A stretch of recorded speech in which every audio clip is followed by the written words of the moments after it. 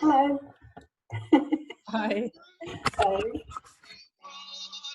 Hello. Hello. Hello. Lovely Hi. faces.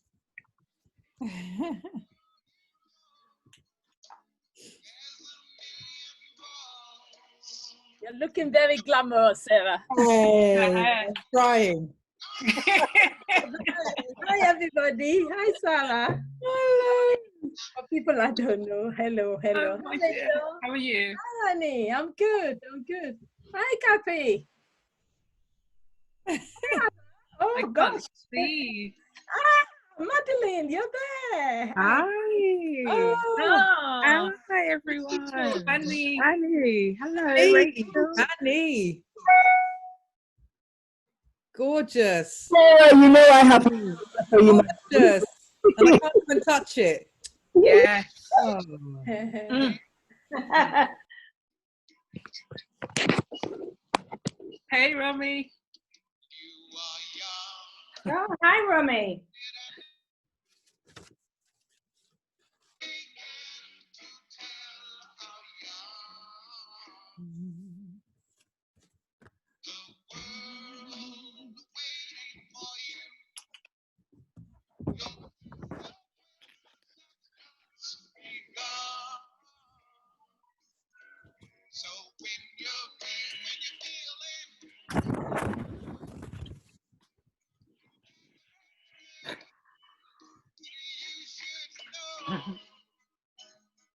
Shall we start? There's still people joining, isn't there? I think everyone's in now, so yeah, you can make a start. Yeah. Okay. Hello, everyone. Thank you for joining us. Hello. Sorry, I'm just literally turning the music off, making sure that's where. Great. Hello, everyone. Hi. So lovely to see so many beautiful faces here today. And as me and Sarah embark on this conversation about our lives within this industry and how we have supported each other, how we have, kind of talking about our relationship as well as our individual journeys through this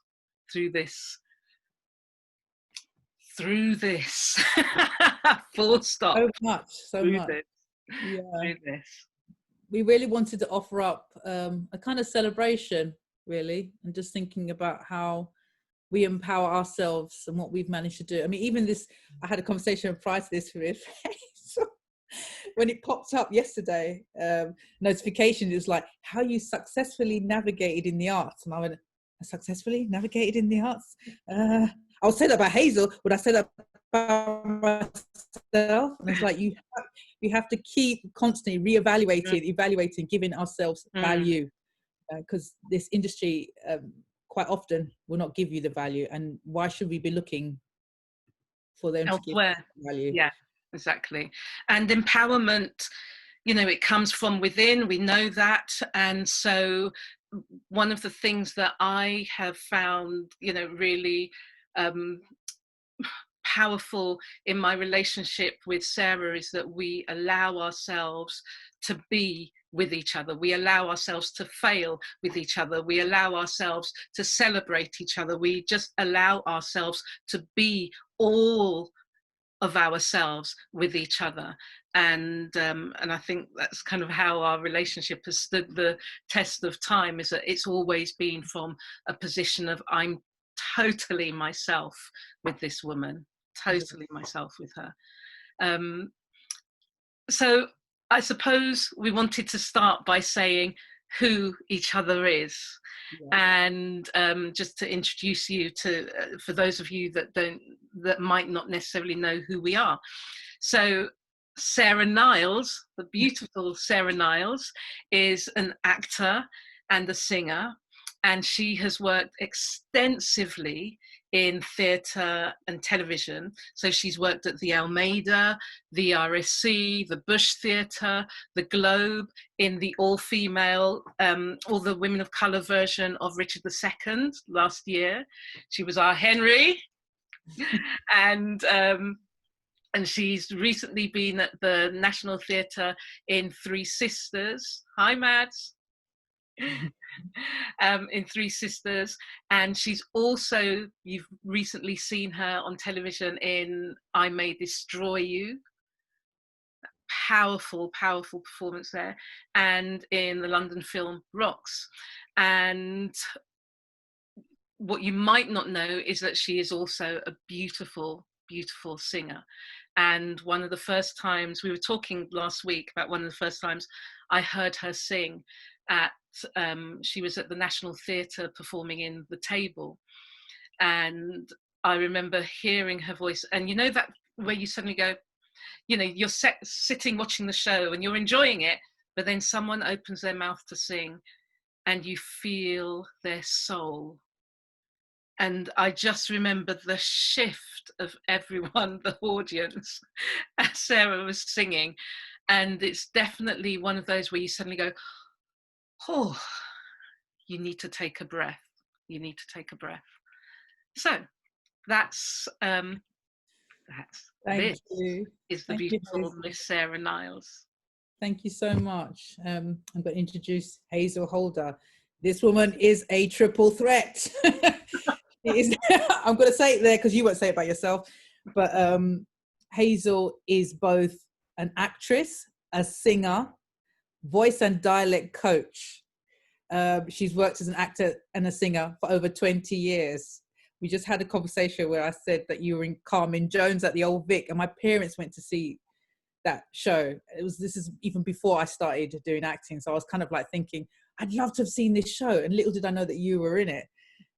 She's also worked at the Young Vic, West End and Broadway, world tours with the RSC. She uses her voice in varied environments, a cappella groups, Royal Opera House, jazz bands and dance shows. And she's currently working on the ADR for Steve McQueen's Small Axe. Can't wait to see that.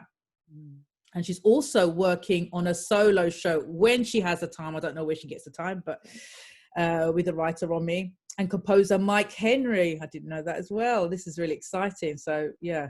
And Romy's here as And well. Romy's there. Beautiful writer, Romy. So I gave her the information about the character, who is a real woman that I loved. Me and Romy had worked together previously on some of her writing, and I'd asked her to turn this part of the story into poetry. And I mean, what she gave me back was just, you know, for me, it's just beauty personified. And so it's been a joy to then give that music, to give that text to Mike Henry, who is turning the text into music. But also, I have to say that Miss Sarah Niles has also performed on Broadway, not only as part of the Anthony and Cleopatra production at the Public Theatre, but also in a solo show as part of the Brits on Broadway. So she performed Bogus Woman, which I didn't get to see, which I'm gutted about, but yes, so a solo show on Broadway. The beautiful actress Noma Demesmini had done it before. I never got to see either, and it was one of those things. Like I remember collecting this flyer, and someone gave me a program, and I was like, "How did I miss this? How did I miss this show?" And yeah, I would have loved to have seen it, but then I got a chance to. Thank goodness, a company took it and decided to give it another life. So, and it's continued on. It's continued on, this show, and the writer. This is what I love, because there is some point to it, but the writer wants to have this one woman show as a collective. So all Black women doing this one woman show all together at the same point. And I think collective is very important thing to think about as we are navigating. So I wanted to ask you what you were doing when lockdown hit us, Sarah. Well, I was about to do, I laugh because I woke up one day going, was that a dream?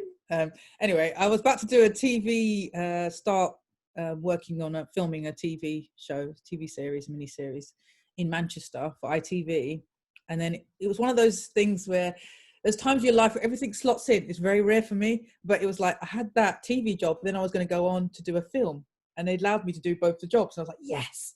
And you know, you make plans. So that was what I was going to be doing the TV show, then going on to do a film, a London film. Mm. And I then remember talking about that, and I was in the middle of I would say near the end of block one of filming a series for Amazon, which is actually about female empowerment, called The Power. So that's what we were filming. We'd just come back from filming in Durban in South Africa, and then we were filming in London, and we were just about to go to Vancouver and continue the end of block one. And literally we were filming on the Saturday, and they said, we're going to cancel the filming on the Sunday. We're going to try and get everyone out to Vancouver on the Monday morning. And by the Monday morning, it was clear no one's going anywhere except home. So so that's what I'll be picking up once. Well, who knows? So I also wanted to talk about how we met, Sarah. Yes, I've seen lots of shows that you've done. One particular time, you didn't know this until I told you the other day. It was like I was having a particularly rough time on a show in Manchester. It was probably the first job of the wonderful Lashana Lynch. She was in the show, and and then we saw you at the Royal Exchange on the stage, and you were singing, and you were so powerful, and it was such a celebration of you as a performer. And I just thought, I just had to hold that with me, because when you're having a rough time, to see other people doing work and feeling and looking like they're empowered and being strong on stage is really important to see that and let that nourish you. And I found that really important. So that's the actual first time I'd met you, but we'd often be in auditions together, wouldn't we? We'd be in the corridors waiting to go in. So one of the corridors, because we were, you know, of course, it's that, you know, we were never in the space together, and so it was always about, okay, one of us is going to get this job. Which black woman are they going to choose? You know, to populate their space with. So for me, I always felt like I was in a really disempowered space, you know what I mean? Because you know that what's happening in the industry is they're pitting us against each other.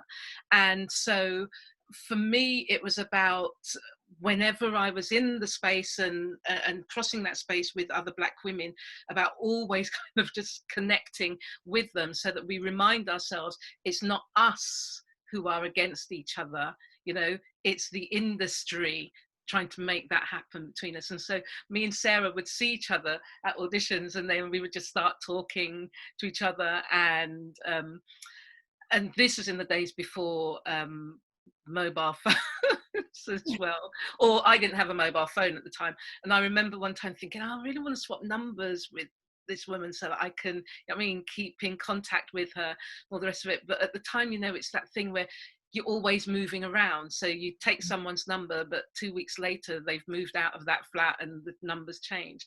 But then where we really connected was, I think, when we were both auditioning for, was it Boy? Boy. At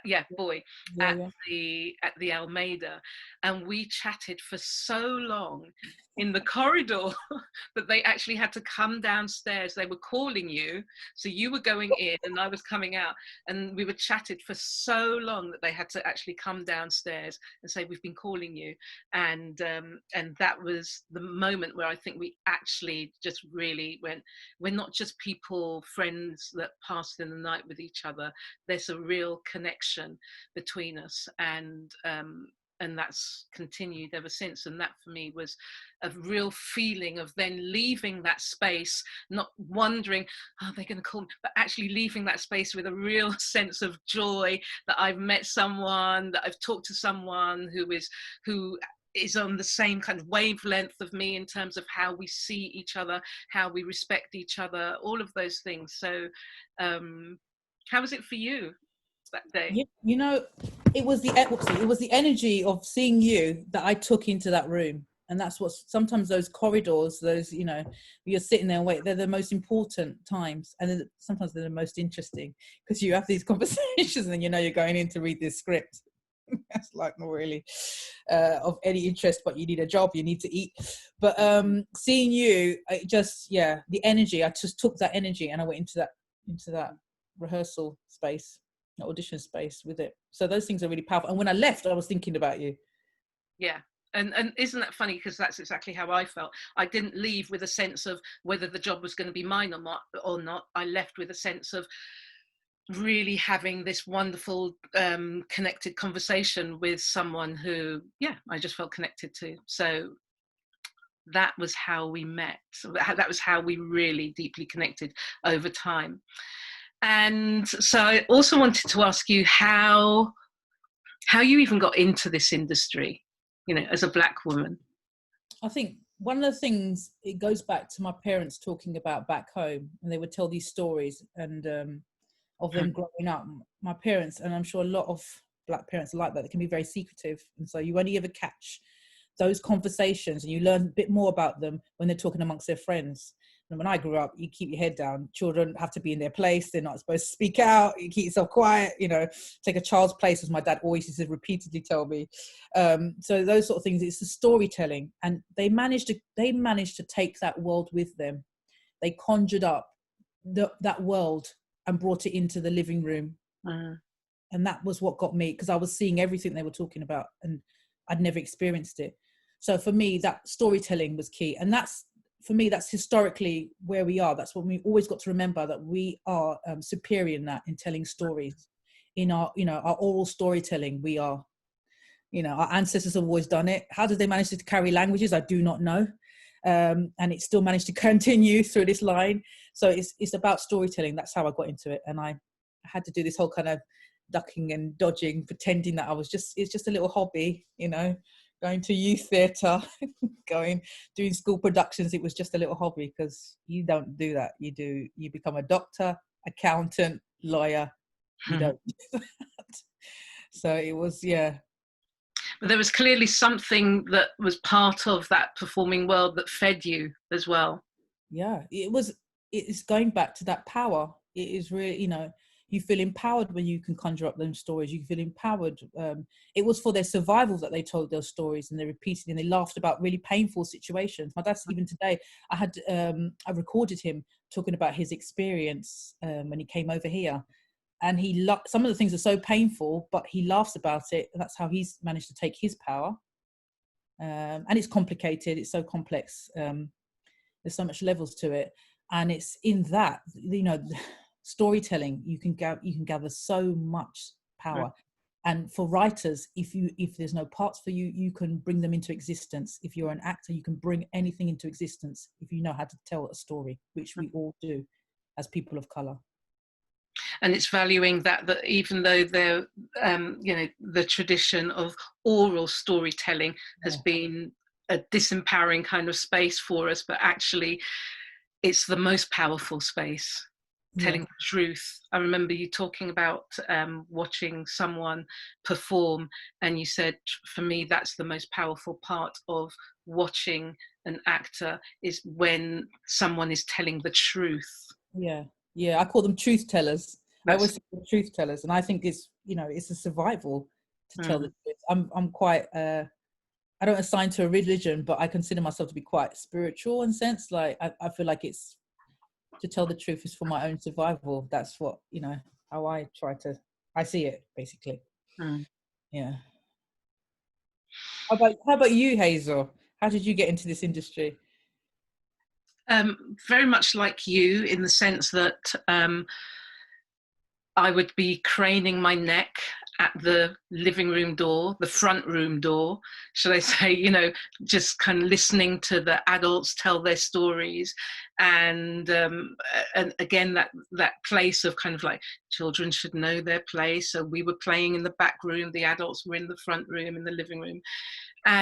But hearing my dad talk with a real sense of pride about what his life was, in St. Vincent, and saying with a sense of pride about who his children was. He was a really proud father, and when we were younger, it didn't happen so much as we grew older, and I probably put that down to the fact that, you know, we were distracted with friends, etc. But he really loved to take time to tell us about, or to tell me about, because I was a very inquisitive child, about who people were on the pictures on the living room wall. So I would always say, who is that person, and who are they to you, and who are they to me, and what does their name mean? I was always mining this information from Dad, and so again, it's the stories of hearing those things come to life, seeing those pictures come to life in my imagination, that really drew me, and initially my brother. So my brother became an actor, and he went to drama school and did that whole route, and then I would go and watch him in productions. And there was a wonderful production that he was part of called Alive and Free, written by a Jamaican performer called Honeyboy Williams, who I'm not even sure if Honeyboy is still alive, but this production that he wrote was about the beauty of youthful energy coming together in a space where there is no racism, there is no isms at all, and all the different rainbows. So the production was a rainbow cast, you know, it was so beautiful. And that ended up touring around England, and so that, for me, that kind of utopia literally was kind of part of my inspiration of coming into this industry of, like you say, the artful stories being able to change people's hearts and minds. Yeah. And what was it like when you eventually did get into the industry, or, you know, when you take the channels of drama school or youth, or how did you find that? That's really interesting to. So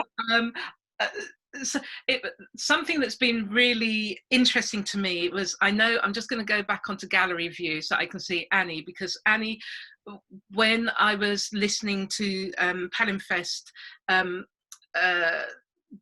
Martina had organised, and listening to Annie and Yvonne Brewster talking about how at drama school, you know, how they were treated at drama school, how they were, you know, the only Black person in the space, about how they had to really allow themselves to be kind of like armored, but also not armored in a sense, because you have to be open to the kind of like the journey and the challenges of being an actor, but also you have to arm yourself to everything that is happening around you that seeks to kind of like diminish you in the space at the same time, whilst you're needing to be open and construct, you know, deconstruct yourself and construct character.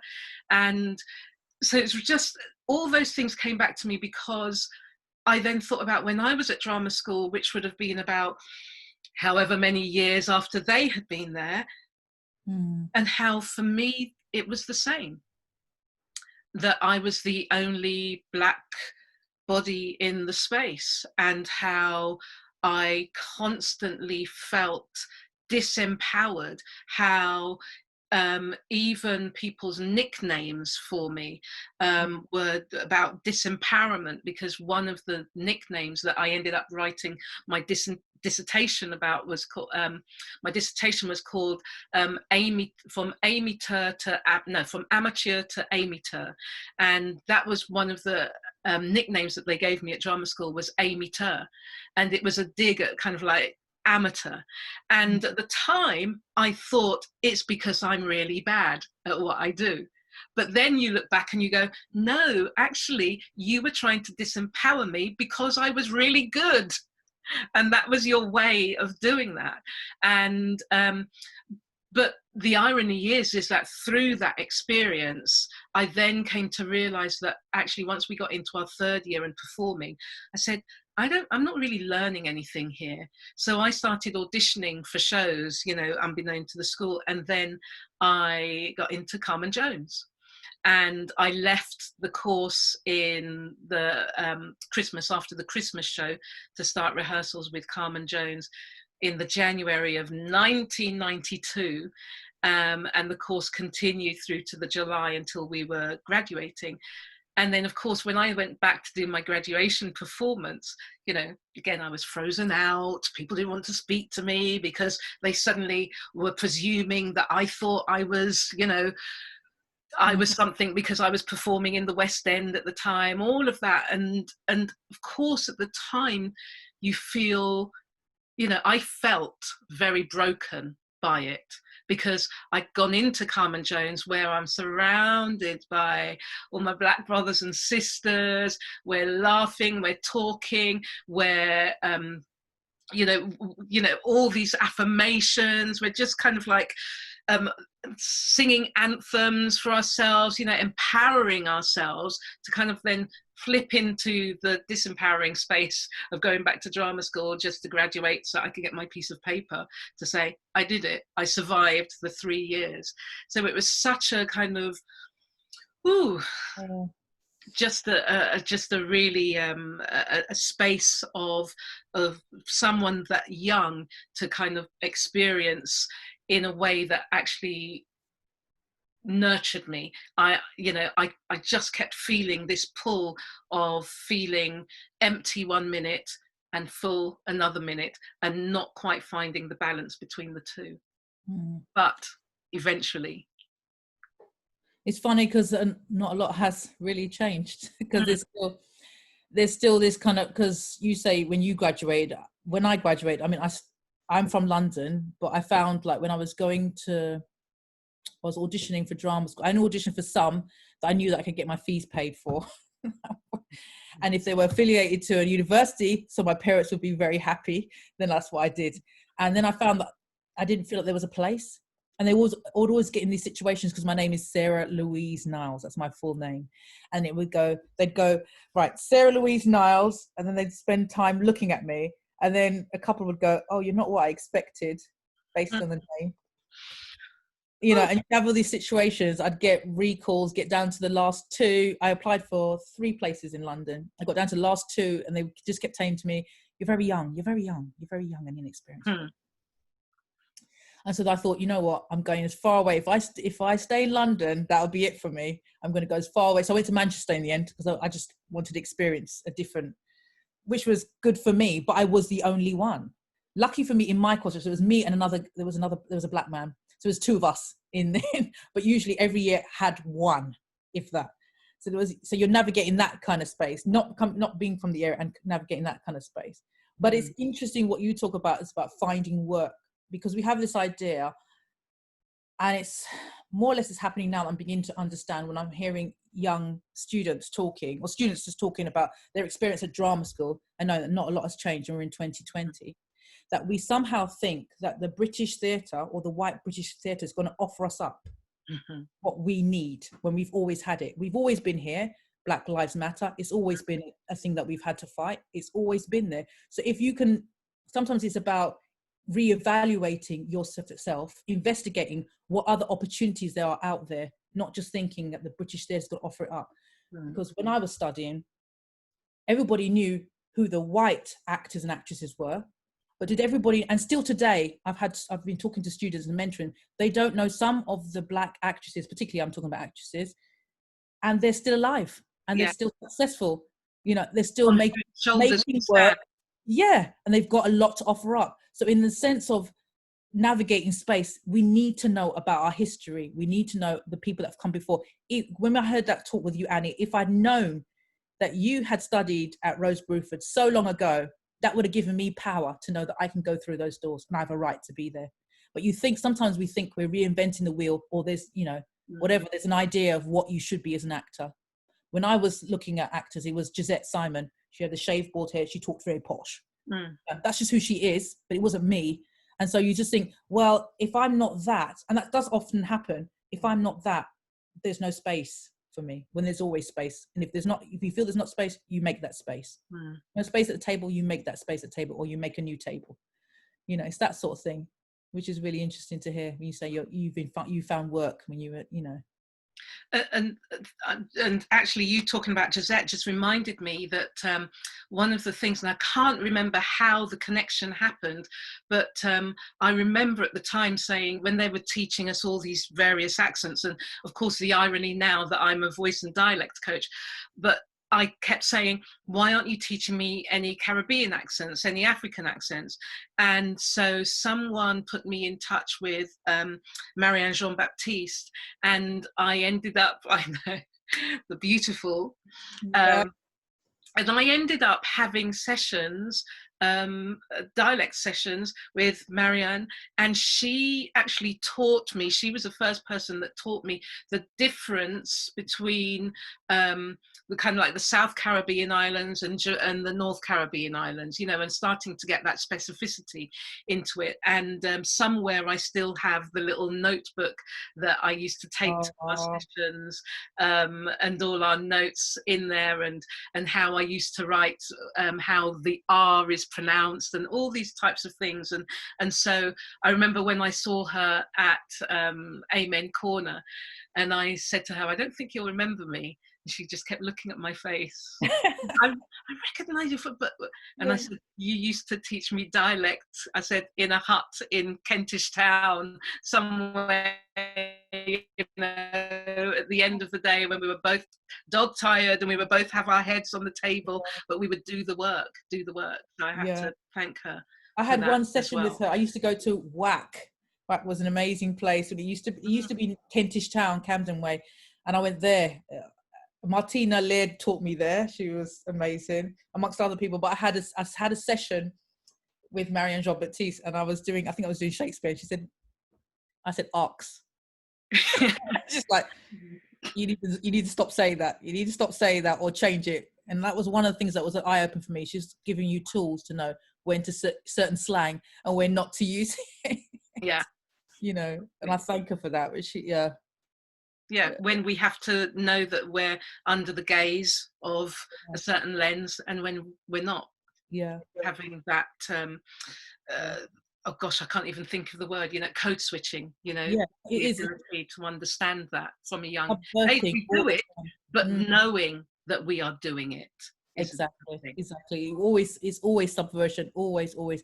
I mean, I've had some, you're talking about accents. I had some students tell me that voice teacher told them about fuggy. Their voice sounding fuggy was one. Another one where I had a student telling, and this is recently. This is recently. Another student had been advised to work on an RP.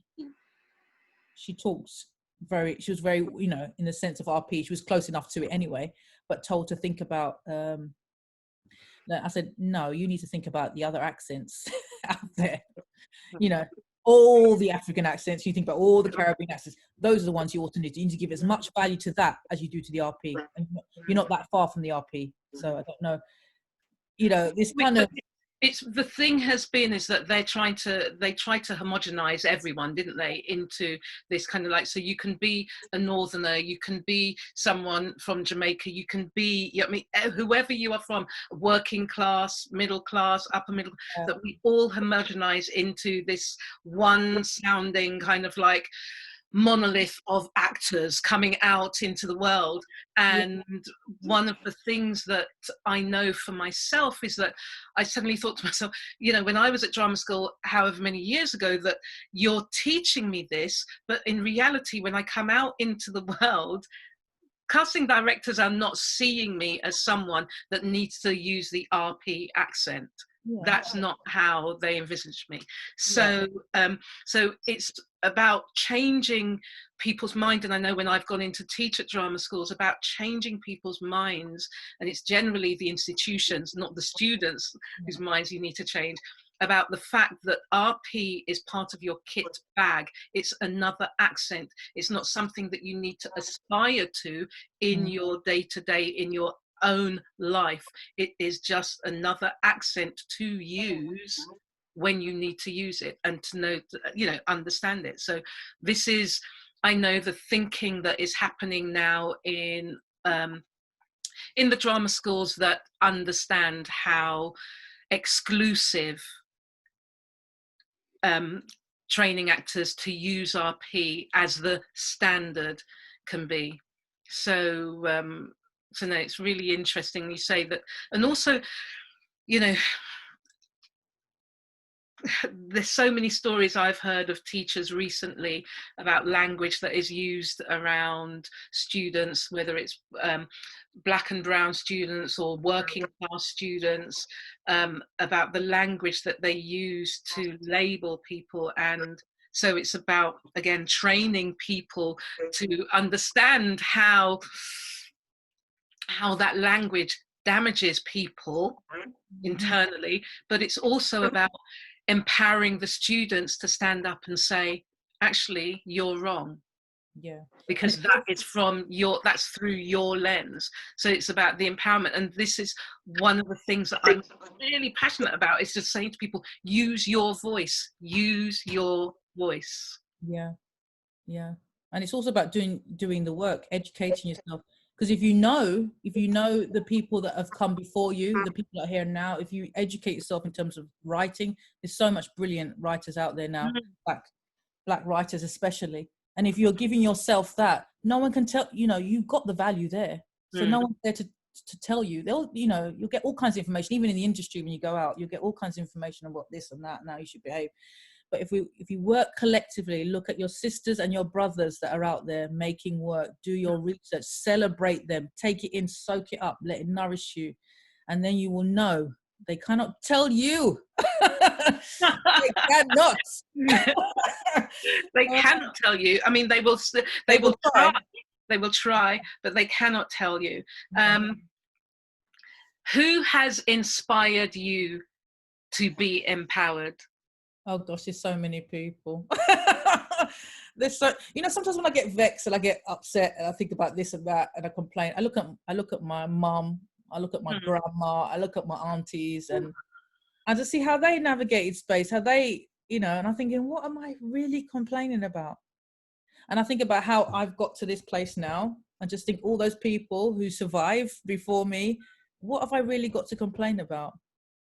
So this, my family, there's so many people. There's people, I mean, I love Nina Simone. We always have that. That's love, Nina Simone. I've got one of her quotes because there's so many. I just had to write this one. She says, listen, this is about empowerment. I have to constantly re-identify myself to myself, reactivate my own standards, my own convictions about what I'm doing and why.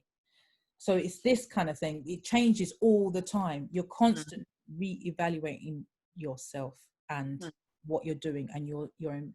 I look back at situations, I'm slightly going off the point of your question, but I look about situations where I felt disempowered, and I feel like I reevaluate them and thought what I could have done and what will I bring into the next, rather get angry about these things.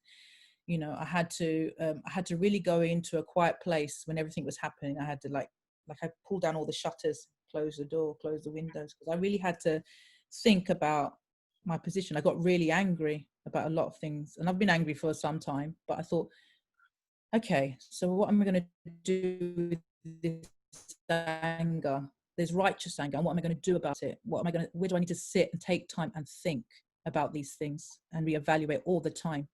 And we do have some power. And there's empowering understanding when we get angry about these things and people say they don't want us. The thing is, they've never considered that they needed us. They never considered that they needed us in these spaces. They never considered that they weren't giving us power. It was not. So when people are asking you, how can we help and what should we do? It was never a consideration, because it's always been like that. It's always been like that.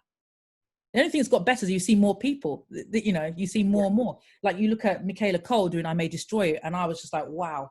But how many other people were trying to open those doors? How many other people didn't get through the door? There's so many shows that I used to watch as a kid, or some that had reruns on YouTube, where you see, hang on a minute, they've got a mixture of people in there. There's black people on BBC with their own shows, and that sort of thing. They've always been there. So we have to, once we start to realizing it was never considered really a problem, then we can take the power. We can start to empower ourselves in terms of thinking, listen, stop getting use your anger in the right way. Don't get angry at the thing and say they don't want us. They never considered it. You That's know, it. they It's never about considered our you. excellence. They never considered that we have power. Us women have always been put down, especially black women, always been put down, undesirable. You know, too angry, too aggressive. There's so many terms that we're giving, but yet you look when we know we're our family, and you see your aunties and friends, and you said they've got a whole world of stories. They got so much love, and I never hear my mama laugh so much. And somebody might say she's aggressive. Yeah. You know, she laughs so. All those women I know, all those black women I know, laugh so much, given all the things they've had to struggle against, all the things they have so much joy, and they can hold it. They're so powerful. They can hold the pain and the joy. You know. So I don't know if I answered your question, Hazel.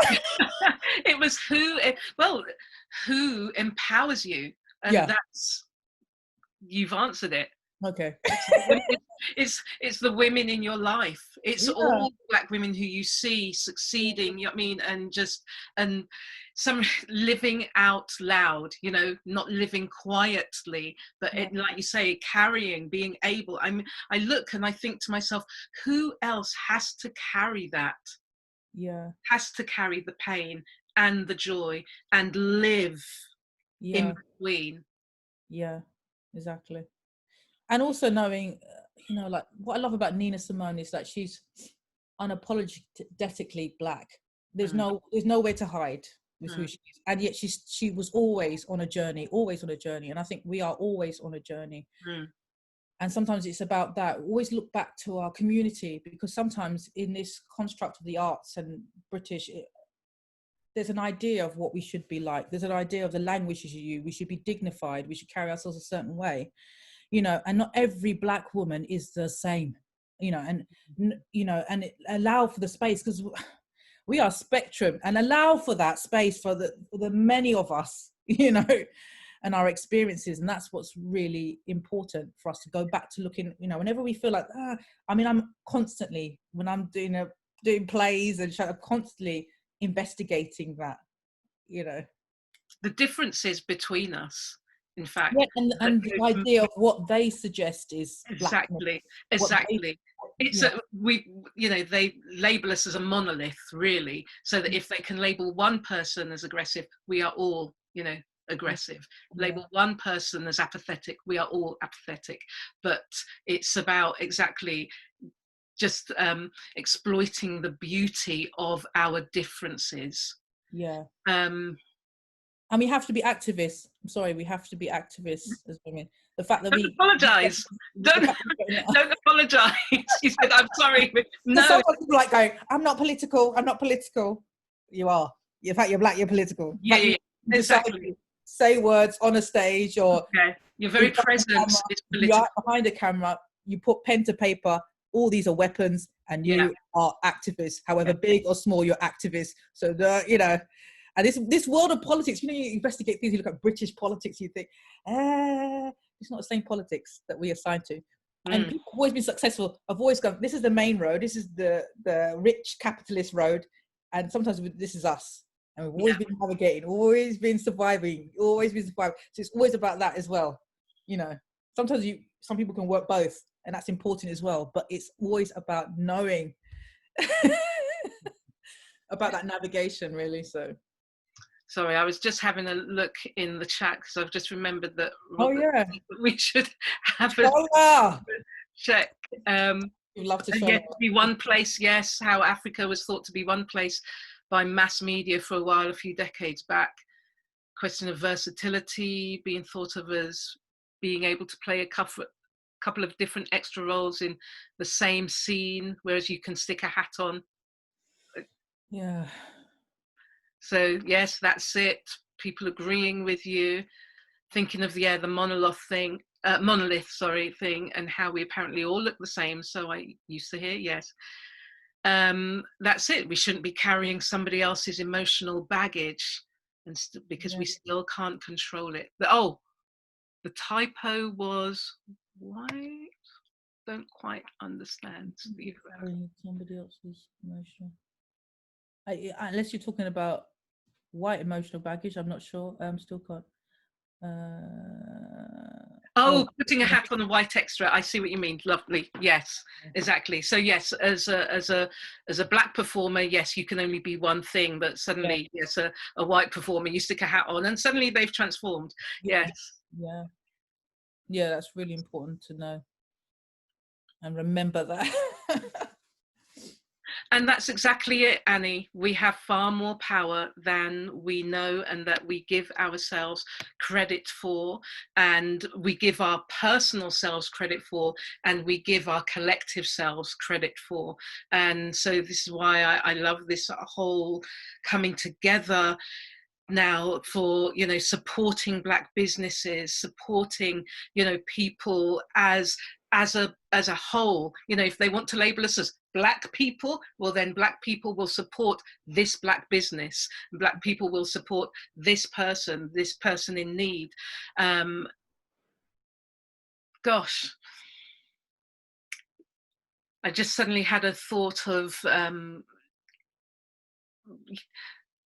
I think we were on another Skype where someone was talking about, and Sarah, you, oh gosh, the word's gone out of my head. Partner, that's it. Partner. Partner. Yeah. System, There's and many how, names for it, but I just remember my parents bought a house based on that. Everybody collectively putting money in, and Annie knows about this. We had a discussion about it as well. There's another name for it, right? But it's a thing, and somehow this is the thing. We get so suspicious of each other because I kept saying, why is this not now? Why are we not still doing it? I'm sure people are doing it partner now, but why are we all not doing it all the time? You know, why don't we have our own building?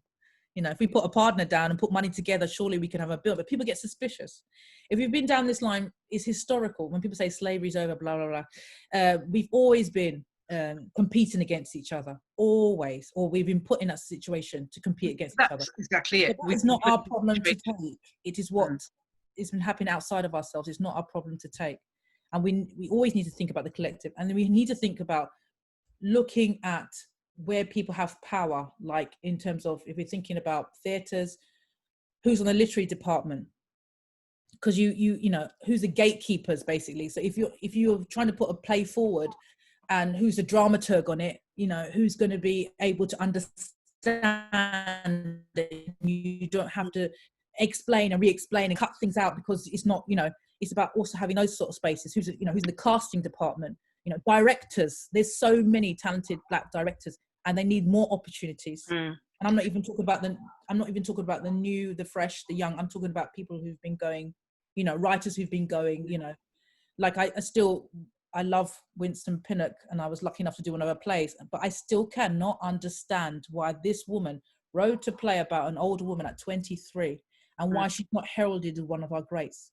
You know, I don't know why. There's so many actors that have worked. Annie's one of them. Why they don't have knighthood? Dame Annie, Dame. Exactly. Kroll. There's just so many, and we need to start looking. We need to start. My cousin in America was talking about you know, you want to change the building, you got to look at the foundations. You got to shift it. You got to start, you know, digging up, rooting it out. Yeah. And but there are some people, and they may not admit it, and some will. They were quite happy. They're quite happy with the foundations. You talk about renovation. They're quite happy with the way it is. So we have to take the power to do that. We really have to take the power to start changing it. It's not just about keeping all of us at the front. I mean, the wonderful thing that Michaela's done is that she's executive producing on it. She was given an opportunity to write it, co-direct it, you know. It's things like that. We really need to think. And if you can't find we need to support the ones who are behind the camera. We need to support the people who are putting the pen to paper.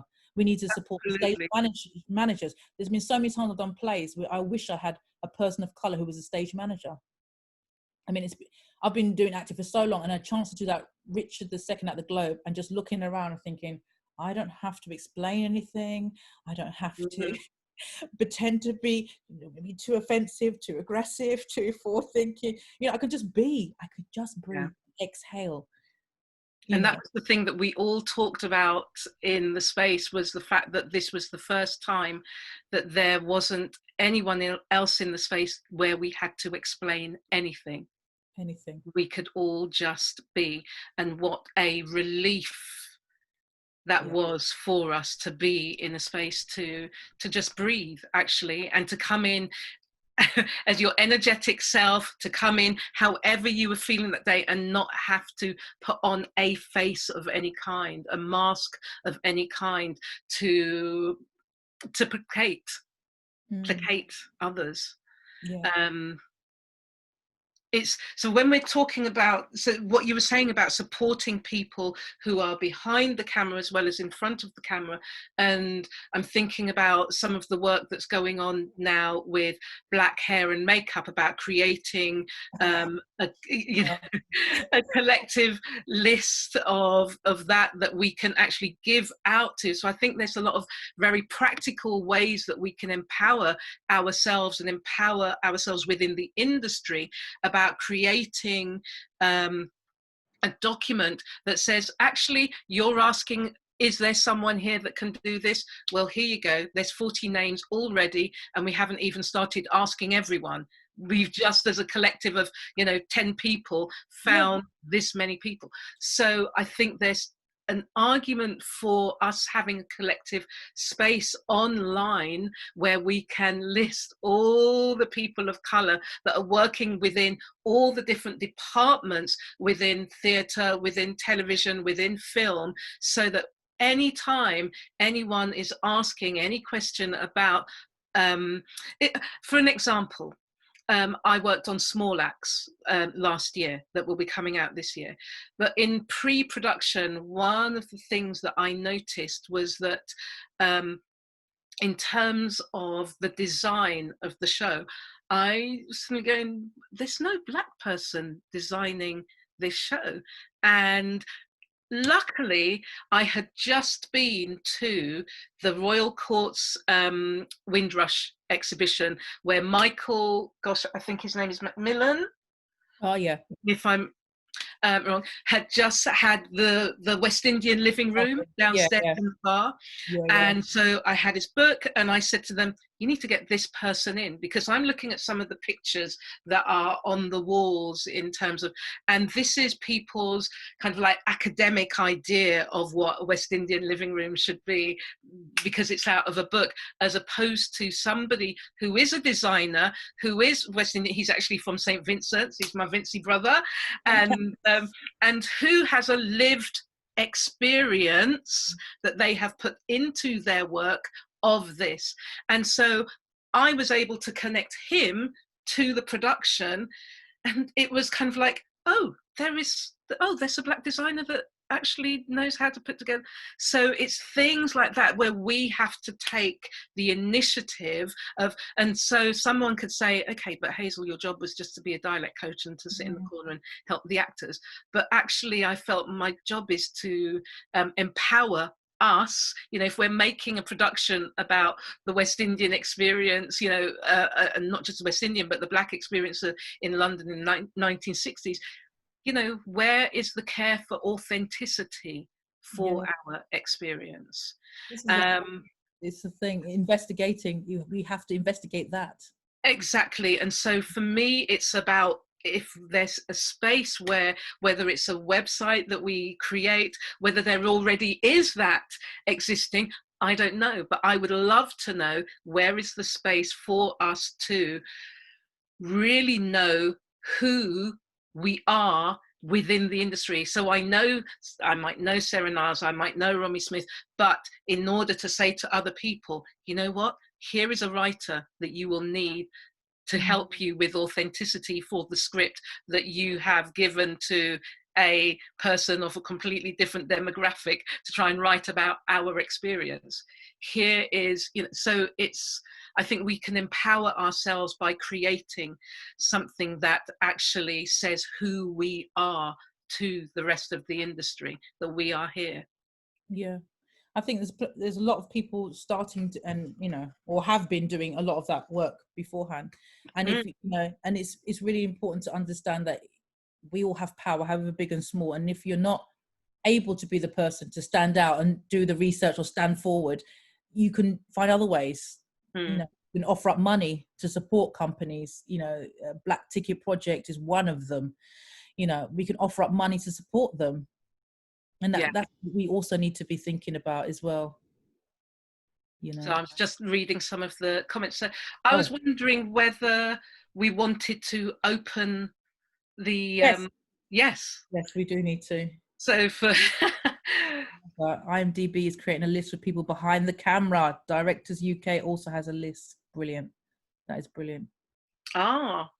Directors UK, great. And actually, this might be a good time to kind of remind us that this existed a long time ago, and I don't know whether there's been any more Who's Who of Black Achievement, and it says first edition. Oh my gosh. And it has everyone that was in the not necessarily in the public eye, but just everyone who was doing something of note.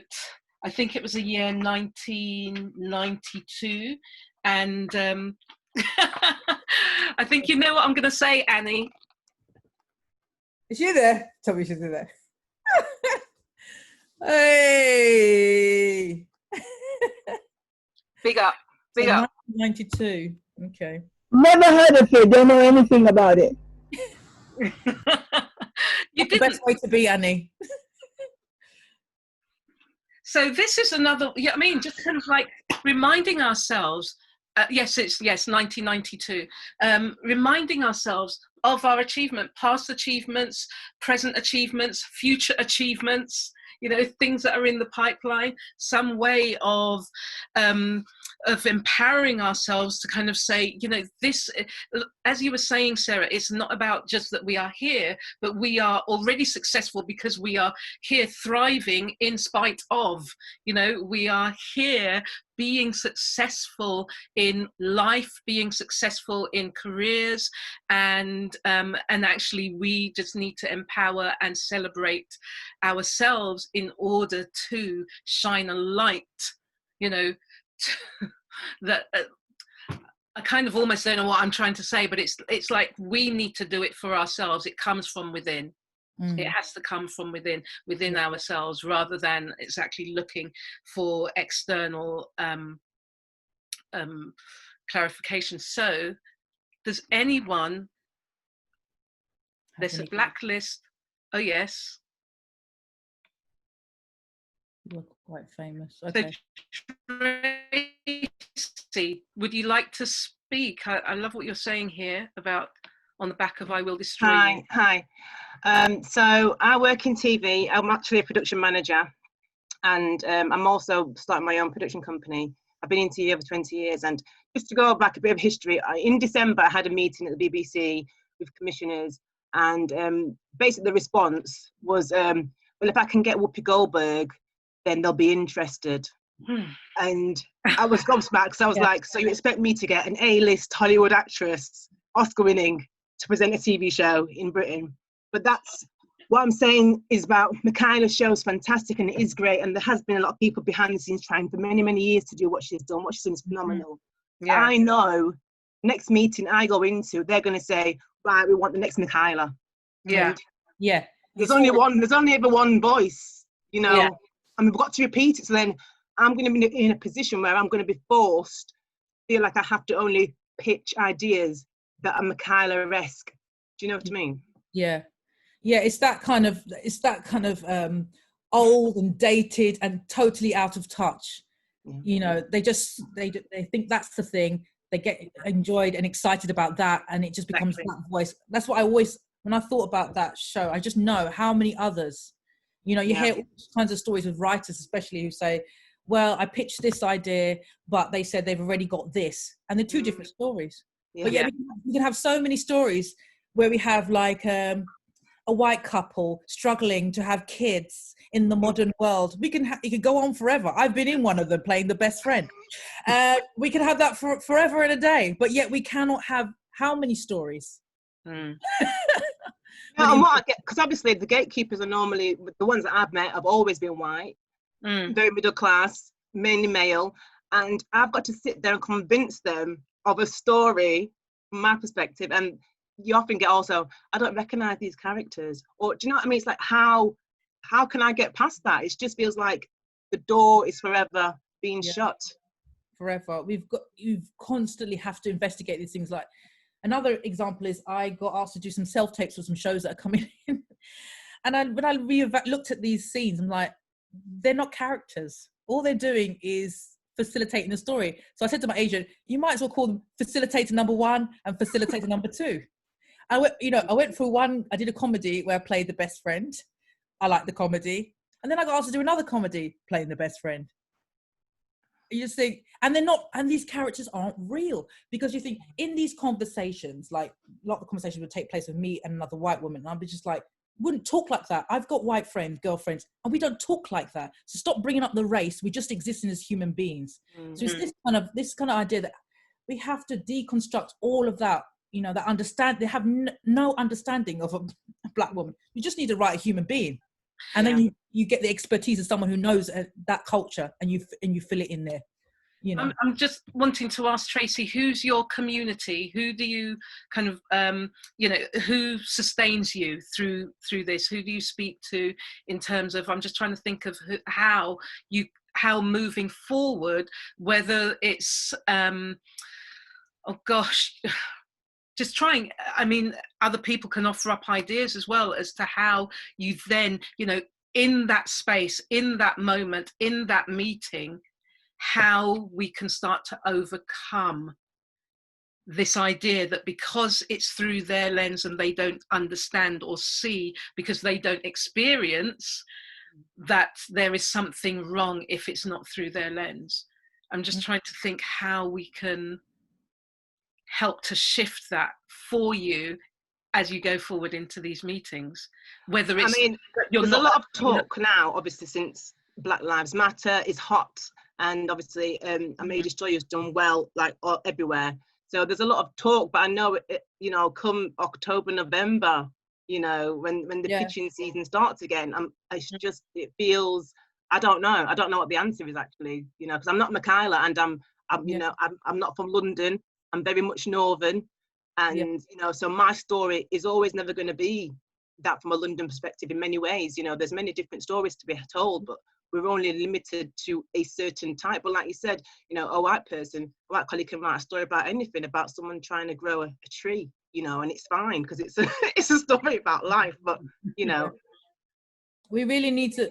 We need to keep having the collective. We need to think collectively. Exactly, the community. If you have a place of power in a certain way, you then need to start thinking about a production company. You then need to start to backing other people's projects.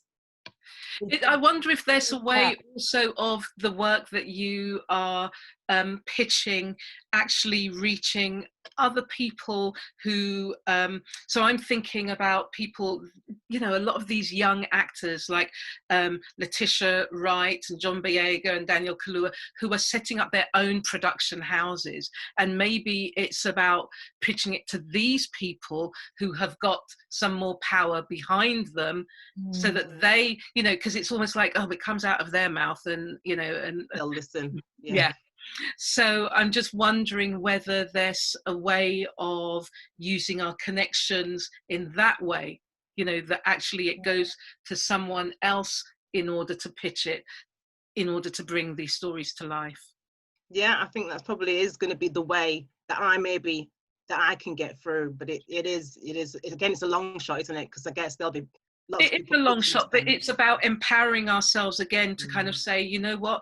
I'm not just, you are gatekeeping me, so I'm not just having to try and get through this gate. There's another gate that I can go through where someone is not trying to gatekeep me, actually, where they are inviting me through. They might not love the story, they might not be interested, but actually at least it will be heard, it will be seen.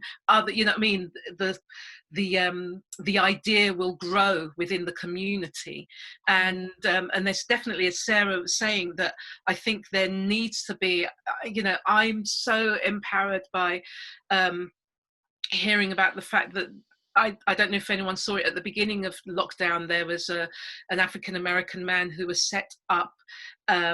He's bought a few houses in South Chicago, and what he's done, I mean, it is just brilliant. He's an artist, and he works with metal, and so he's bought houses in an area where he said, of course, nobody, wants to buy these houses in this area of South Chicago.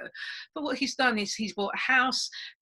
He's turned one house into a meeting room for Black artists, for Black creatives to come and talk. He bought another house, and it's called Black Cinema.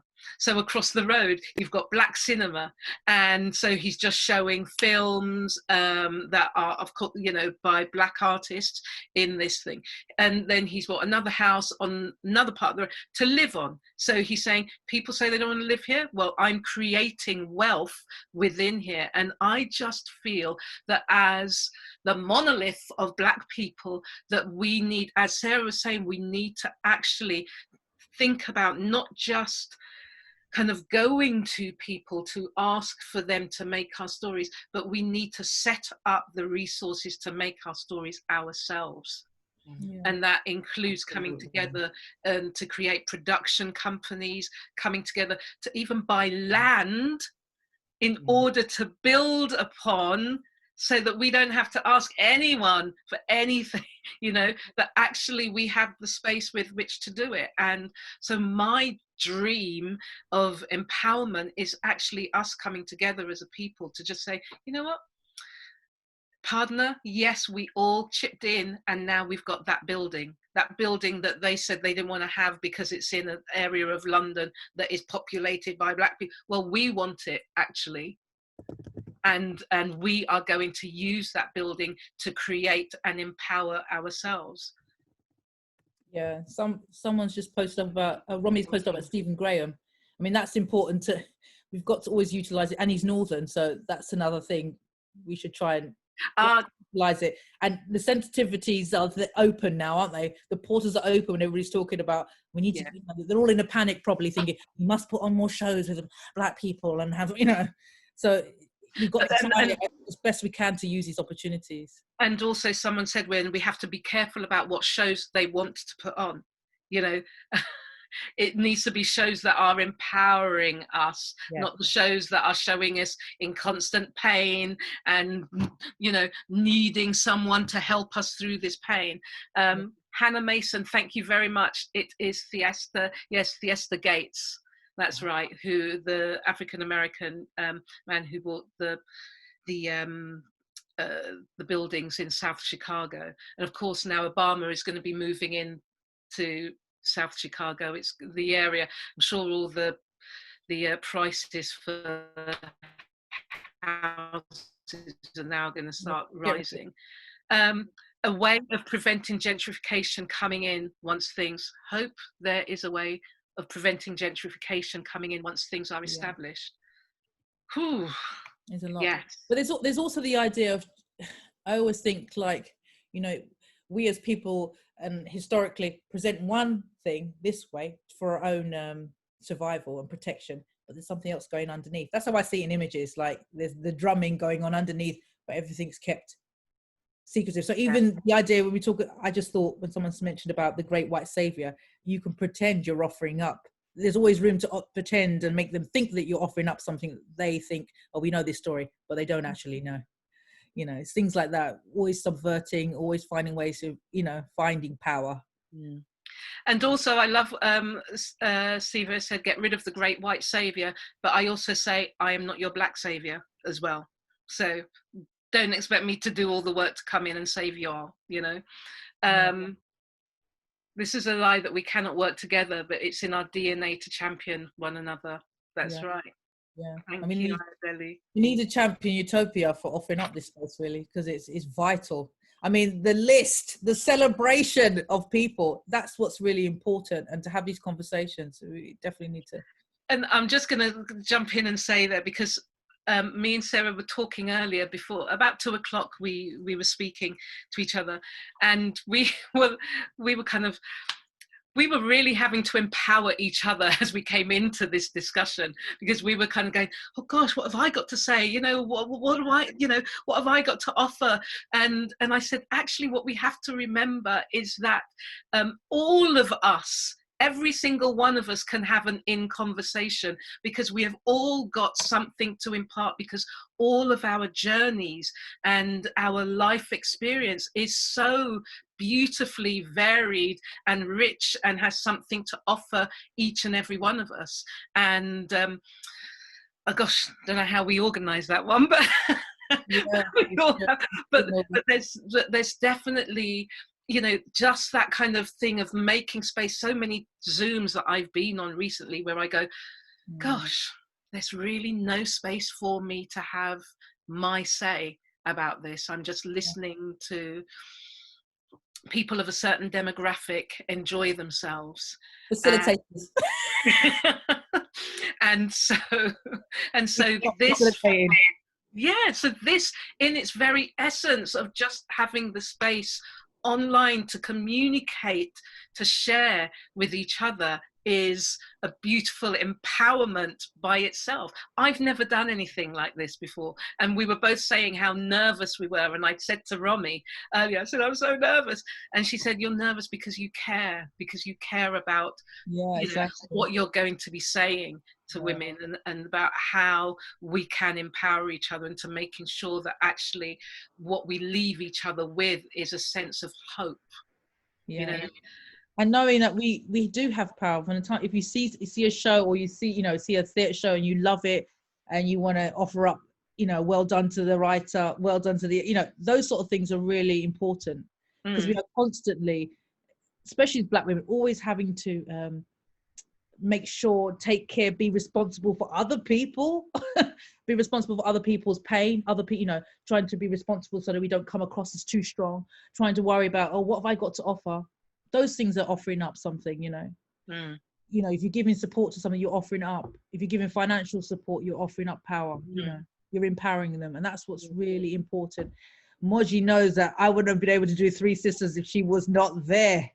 Yes. So that is the thing for me. And she offered up her time, her space, and she dedicated time to me, and that's empowering me, and I will never forget that. So these things that you can do is really important, And one of the things I was thinking about, how do I empower myself when I feel disempowered? Well, one of the first things, because we often have more empathy for other people than we have for ourselves. And so one of the things that I do is I ask myself, what do I need?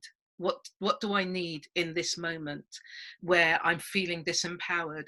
And almost as if I'm asking a friend, asking, my sister, what do you need in this moment? And then asking myself to give voice to that need, by not holding it within, but actually giving voice to that need. And if it means that I have to go to a toilet somewhere and say, I need this right now, or I really need this person to shut up, or I need this person, give me, it's about voicing our need. And I think this is a start of being able to empower ourselves when we get back into spaces where people don't want to give us space. Don't want to give us physical space or vocal space, that actually we have to ask what we need. And often I said to Sarah that I've often said to people, and I always do it with a smile on my face, like, why do you think you feel the need to speak to me like that? So there's no way of them saying, oh, that was very aggressive, oh, that was very pointed, or anything. If you always offer a smile up with someone, yes, it's placating them, but actually it means that they have no maneuverability in being able to say that it was said like this, because it was never said like that. So one of the first things that I will always, when I ask for what I need, is deliver it with a smile on the face, because it's, we have to protect ourselves still at the same time as asking for what we need. Absolutely. And it's exhausting to go through that. We just have to always remember to give back, even when in our sometimes giving back to ourselves, and also giving back out to others. I mean, Annie's put an interesting thing. She said this lockdown has given us time and space to talk, share, and find out about ourselves. How often do we give each other and ourselves time and space? I've learned so much now. We must use this power. Support and empowerment is essential. And to always know that we're always still on that journey. We're here for the marathon. We're not here for the sprint. We're here for the marathon, and we always have been. So it's always about learning and growing and learning, growing in space. Yeah. Any more questions, or we should? Yeah. Any more questions? Can I ask a question? Can I ask a question? Can I just say thank you to both of you? So I think it's been a wonderful in conversation, and to hear you in flow with each other has been really lovely. And what I'm really enjoying, one of the things that I'm certainly enjoying about quarantine, is the ways in which there are these pop-up moments which exist across time and space to bring people together who are in very different geographies to talk about what matters. And they're moments of illumination. That's what they function as, and that's what the event today has been, sort of a moment of just a lift. So thank you to you both. I've got a question for you both, if that's okay. And it's a quote. It begins with a quote, my question, because when you started to talk, I started to think about Sarah Ahmed's book, Living a Feminist Life. I'm just putting it up there. And she says in it, and this will lead into my question, feminism as a collective movement is made out of how we are moved to become feminists in dialogue with others. A movement requires us to be moved. So I want to ask you both about that idea of being moved. You have talked about it prior to, but I want to specifically ask you, what's moved you to do this work? What's the thing that's moved you to be part of the movement? Because a movement requires people to be moved. So could you talk about the spur, the sparks, the impetus to do this work? Does that make sense? Yes. I think a lot about my mother, and I think a lot about my grandmother. I think a lot about them, and they probably wouldn't call themselves feminists, but I think they are. I think their very existence is them being feminists, fighting corners. And I want so much for stories for those. As I'm in my 40s, as I'm approaching that, there's a disappearance of those women. They aren't disappearing, but in terms of in the arts, we're not giving enough validation of those women, and I want so much to celebrate them.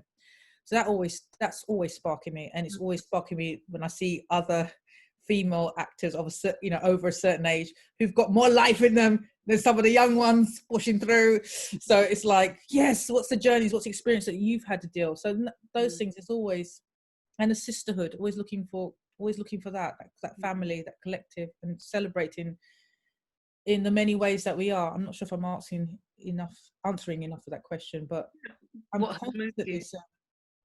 constantly, and for my daughter who's 8, I always want to be a better woman and a stronger woman, in a sense, and also be vulnerable, which I consider a strength, and the sensitivity a strength. I don't consider that it's a weakness, because I feel means I'm strong, and I want to constantly nurture that and nurture her. So it's the young and the old. I feel like that gives me, and other women, and the difference in other women, I would definitely echo that, in the sense that when I think about what my mother has had to go through, she's 82, and I think of how Sarah was saying earlier, how she's had to really kind of like navigate the balance of joy and pain. And so my wish for her is that the balance actually becomes, more joyful as she's getting older, and that actually she sees things, she sees change happening in the world that actually gives her a sense of hope when she leaves, this mortal coil. And so for me, there's a real sense of, that anger as well, the anger of injustice that kind of like keeps me kind of like pushing forward. And I know for myself that sometimes I take on too much. I'm trying to kind of like push kind of like too many rocks uphill in order to create change. But I'd rather that than it be sometimes left to other people who maybe, I feel that that my shoulders can take it. And so I would say that there's that real kind of like that, there's the love for my mother and for all the mothers and for all the women that, because of course not every woman is a mother, but for all of the Black women who have lived a life of incredible pain. And then there's the anger of the injustice of this world that just keeps me constantly fired. And I agree with Annie, is that this lockdown actually has given me a chance to really reevaluate what for me is most important about living as a Black woman, about thriving, flourishing as a Black woman. So it's been a joy to be in all of these spaces. Thank you, Romy. Yeah. Thank you, Romy, for that question. Was there another question? Let me just. Oh, there's mentioning new art, Christian. How can you share your experience going forward, such as mentoring new artists and creatives? Well, that's so funny you should ask that, Jackie Moses, because I was actually speaking to a drama school yesterday, because I said there are not enough Black and brown voice coaches. There are only 5 of us in the UK. And in terms of acting and speaking voice, that is. Mm-hmm. And so I'm speaking with a drama school, saying that they are going to look for funding. They have it, in order to pay for a mentee to follow me around, and for someone who is working class, Black and brown, and can enter into this industry in a way that really empowers them. Because I said the one thing about the course for voice coaches and dialect coaches is, first of all, it's incredibly expensive, which excludes a lot of people. And it's only because I was of a certain age and had savings, but for anyone young, it's going to be an impossible task. And then, and secondly, the work is pretty much exclusively through either a Western or a white lens. And this is something that I'm constantly having to break down within productions, within theatres, within drama schools, of just I'm using the idea of the scientific voice, but through an African and Caribbean, through a Black diaspora lens, as opposed to just through the books that have been written by wealthy middle class white women generally. I think also we have to call upon the responsibilities of those people in power that aren't Black, and know the ones that are allies. There are some allies out there. There was a director called Sasha Wares. She used to direct a lot of Debbie Tucker Green's plays, but she worked on a course for young directors, mostly were people of colour, and mostly people who couldn't afford to do a really expensive course. And with her expertise and experience, because she's had a lot of experience, she was able to coach, and she would get professional actors to work on scenes. And I think that is vital as well, because a lot of these people have had lots of opportunities for a very long time, so they need to give back too, So in that sense, that's really important. But the mentoring is really key. I mean, for a long time, I kept thinking, what could I possibly give back? What could I possibly? A hell of a lot I can give back, and there's a lot of us that give a hell of a lot, and we just got to keep asking for it and taking it, what we can from each other, learn and grow together. Can I ask you, from a question, what would you say to your 13, 14-year-old self, Sarah? So a young Stop person. wasting your time thinking you need to be somebody else. Stop worrying about what other people think of you. Stop trying to fit into that box, that square box, like this whole kind of, I spent ages looking at all these white actors and actresses and thinking that was the way. Yeah. That's not that rubbish. That's what exactly.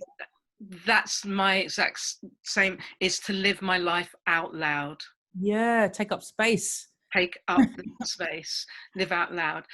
One thing I just want to offer to everyone, because I know we're coming to the end, is something to just, you know, we do go through and carry a lot of stress, and a really good way of letting go of that stress is to shake that out, to literally shake the body, to kind of recalibrate the nervous system, to allow yourself to let go of that fight, flight, or freeze.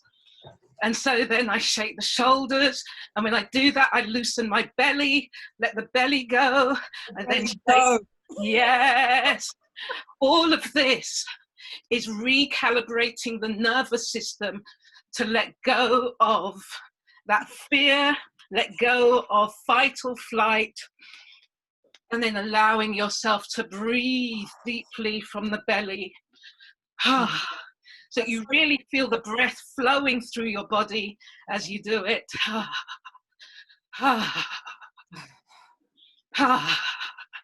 And especially these times, because we spend so much time sat in front of a screen using focused vision that uses up so much energy, because we're not in a space where we can feel each other, you know, where we can respond to each other using periphery vision. So it's really, really important that we just remind ourselves as we're sitting to then open up the pelvis, you know, so that we're not closing our body, so that we can keep ourselves open. So opening up the pelvis, releasing tensions, and breathing deeply. Because we hold so much in here. We've been taught to hold so much to protect ourselves, and it's really important to let that go. Sit and let it go for our own health, physical health, mental health, creative health. Yeah. Thank you, Moji. Oh, thanks. Thank you. Oh, you're on mute, Moji.